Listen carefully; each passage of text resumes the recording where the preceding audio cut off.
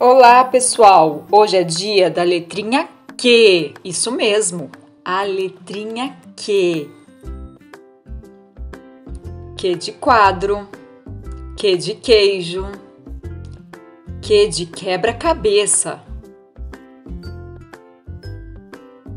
Para escrevermos a letrinha Q, nós iremos começar fazendo uma linha curva e subindo com a linha curva.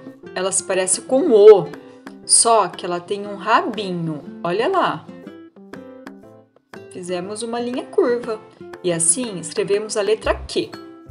A letra Q faz o som. Isso aí, turma. Essa foi a letrinha Q. Um beijo e até o próximo vídeo.